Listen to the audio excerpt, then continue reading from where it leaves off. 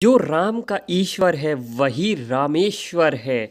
हम बात कर रहे हैं यहाँ पर कालों के काल महाकाल के बारे में। इस पर मैंने दोस्तों कल ही एक शॉर्ट वीडियो बना दिया था जिसमें मैंने बता दिया था कि जो हिंदू पक्ष के वकील है उन्होंने क्लियर कह दिया है कि भाई मुझे पूरी उम्मीद है कि फैसला हमारे पक्ष में आएगा। और यहाँ पर भाई आज जो ज्ञानवापी याचिकाकर्ताओं के वकील ने सर्वेक्षण रिपोर्ट सार्वजनिक कर दी है, मतलब सबको बता दिया और दावा किया गया है कि मंदिर वहां पर पहले अस्तित्व में था। अब इन्हें क्या प्रूफ्स मिले हैं ये मैं आगे पढ़ के आपको बताता हूँ। सुनो तो भाइयों, ज्ञानवापी मस्जिद के सर्वेक्षण से विभिन्न भाषाओं में 34 शिलालेखों वाले एक मंदिर के अस्तित्व का पता चला है। एक दो भाषाओं में नहीं है, 34 भाषाओं में है। इसका मतलब ये भी हो सकता है कि आगे रिपोर्ट में ये हो कि भारत से दूसरे देश जो थे ना, जैसे ईरान हो गया और भी कई देश से यहाँ पर लोग आए हों तो उन्होंने इसके बारे में अपनी भाषा में लिखा हो। तो आगे बताते हैं कि वहाँ पर जैसे कि मैंने बताया कि एक मंदिर था जिसे बाद में मस्जिद में बदल दिया गया था। वाराणसी जिला न्यायाधीश ने पहले मामले की संवेदनशीलता को देखते हुए सोशल मीडिया पर किसी भी विकृति और गलत सूचना के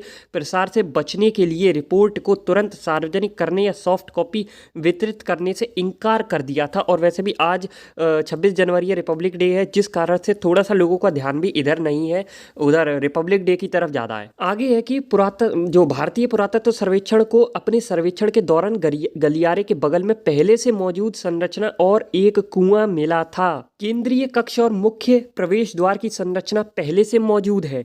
मतलब ये सारी जो सिंबल्स है ना, ये एक मंदिर के होते हैं। आपने गेट देखा होगा, वहां पर भी हम लोग मूर्ति वगैरह, मतलब भगवान के चिन्ह वगैरह ये सब बनाते हैं और बहुत कुछ हम बनाते हैं अपने पूरे मंदिर में। तो वो सब बाहर से ही आपको देखने को काफ़ी चीज़ें मिल जाती है कि भाई ये तो हिंदू धर्म में ही होता है। जैसे कई जगह वो घंटियाँ भी मिलती है, चिन्ह मिलते हैं घंटियों के, तो घंटियाँ तो भाई मंदिरों के लिए होती है। वही देखो, ये आगे यही कह रहे हैं कि सर्वेक्षण में खंभों और प्लास्टर का अध्ययन किया और कहा कि सभी मंदिर के हिस्से थे। यार क्लियर, हम मंदिर में हर चीज़ ऐसी बनाते हैं जो मंदिर का ही हिस्सा होती है। मतलब कि ये सब चीज़ें मस्जिद में होती ही नहीं है, तो क्लियर देख के बाहर से ही पता चल जाएगा, हमें खुदाई करने की भी जरूरत नहीं पड़ती कई बार। तो जो 34 शिलालेख पाए गए हैं वो शिलालेख देवनागरी ग्रंथ तेलुगु और कन्नड़ में है। शिलालेखों में जनार्दन, रुद्र और उमेश्वर देवताओं के नाम भी पाए गए हैं। रिपोर्ट आगे जब उन्होंने पढ़ी तो उसमें बताया कि महामुक्ति मंडप जैसे शब्दों का उल्लेख शिलालेखों में किया गया है। आगे सुनिए कि तहखाने बनाते समय पहले के मंदिर के स्तंभों का पुनः उपयोग किया गया था।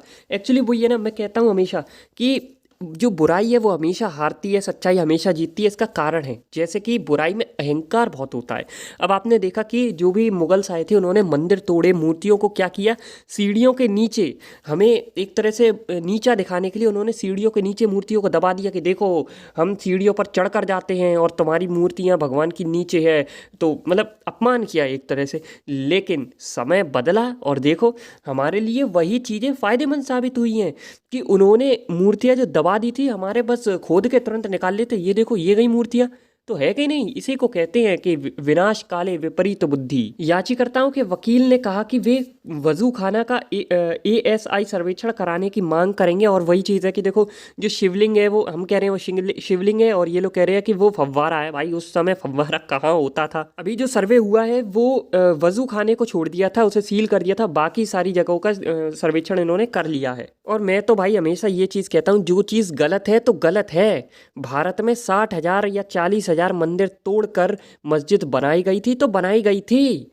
इसमें कोई दो राय नहीं होनी चाहिए कि नहीं ऐसा नहीं था कि वैसा नहीं था। हम अगर ये न माने ढंग से तो मैं तो कहता हूँ 40,000 तोड़ो, कोई गलत बात, हम गलत काम थोड़ी ना कर रहे हैं। गलत काम तो उन्होंने किया था जो यहाँ पर आके जिन्होंने 40,000 मंदिर तोड़ के मस्जिद बनाई थी, गलत उन्होंने किया था। हम तो उसे रिवर्स कर रहे हैं, हम तो उसे सही कर रहे हैं। और ज्यादा ही बुरा लगे लोगों को तो भाई क्लियर बात है, धर्म के नाम पर दो टुकड़े कराए थे, अलग कर दिया था पाकिस्तान बांग्लादेश। वो किया ही इसीलिए था।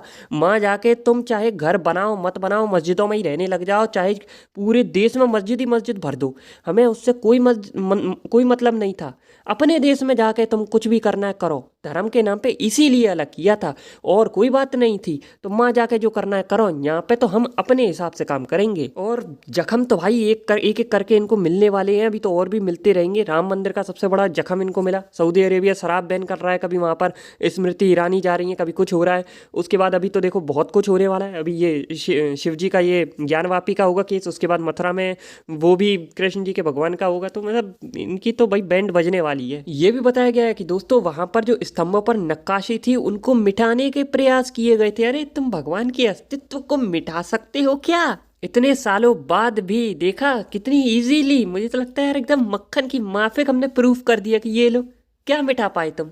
ऐसे ही इन्होंने जो मस्जिद बनाने के लिए पिलर्स वगैरह मैंने बताया था, प्लास्टर वगैरह यूज़ किए थे ना वही हिंदू मंदिर के, तो इन्होंने उसमें भी कुछ चेंजेस करके बस ऐसे ही लगा दिया था। एएसआई द्वारा कुल 839 पृष्ठों की एक रिपोर्ट दायर की गई है और मैं कहूँगा ये दायर नहीं की गई, इनकी छाती पे फायर की गई है। जो हिंदू पक्ष वकील है जैन साहब, उन्होंने कहा कि भाई एएसआई ने कहा कि हिंदू देवी देवताओं की मूर्तियां और नक्काशी द्वार वास्तुशिल्प सदस्य मिट्टी के नीचे दबे हुए पाए गए हैं। मौजूदा वास्तुशिल्प अवशेष दीवारों पर सजी हुई ढलाई, एक बड़ा सजाया हुआ द्वार प्रवेश द्वार, एक विकृत छवि वाला एक छोटा प्रवेश द्वार और अंदर और बाहर सजावट के लिए उकेरे गए पक्षी और जानवर बताते हैं कि पश्चिमी दीवार एक हिंदू मंदिर का शेष हिस्सा है। एक कमरे के अंदर पाए गए अरबी फारसी शिलालेख में उल्लेख है कि मस्जिद औरंगजेब के 20वें शासनकाल में बनाई गई थी, इसलिए ऐसा प्रतीत होता है कि पहले से मौजूद संरचना 17वीं शताब्दी में नष्ट हो गई थी।